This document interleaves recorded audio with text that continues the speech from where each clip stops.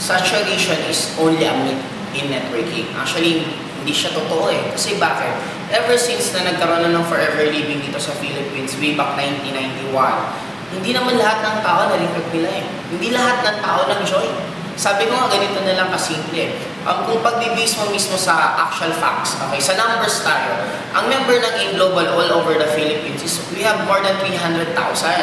Take note, ilan ang population ng Philippines? Aabot ng 90 million. Kung on our 5 years, naka 300,000, sabihin mo na lang, same lang yung maulit na ma-recruit. On another 5 years, 300,000 ulit. Ilan pa lang members? 600,000 sa 10 years. Ibig sabihin, kung another 10 years, ilan? 1.2. Kumbaga, 1.2 million pa lang yung magiging members, makaka 20 years na. Kaya kung iisipin mo, wala talagang saturation. Bakit? Imagine mo lang isang school. Sabihin na natin, ang re-recruitin mo lang isang school na college lang. Katulad, sabihin na natin, Lasal. Huwag kang lalabas. Hindi ka magre-recruit ng hindi taga-Lasal, kundi taga-Lasal lang. Paano mo sasaturate na ibig sabihin every year may bagong first year? Ibig sabihin, pag may bagong first year, may bago kang re-recruitin. Kaya kung iisipin, wala talaga siyang saturation.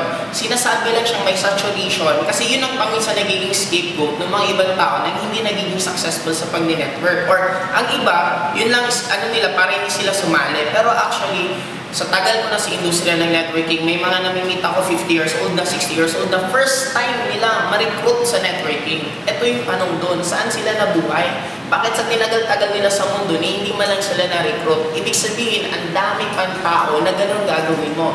Kung i-open mo lang yung mind mo, magta-try ka lang tumanong ka sa mga ibang tao kung alam ang networking, maraming tao hindi talaga nila alam.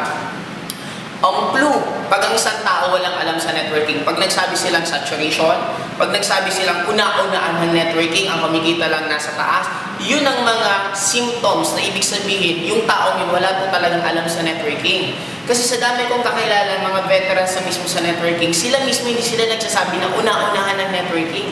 Imagine mo sila na yung matagal sa industriya, sila pang hindi nagsasabi. Sino ang nagsasabi? Normally, yung wala talagang mga alam. Kaya careful kayo sa ganon. Paminsan, yung mga nakakausap nyo, wala naman talagang alam sa networking, nag-aalam-alaman.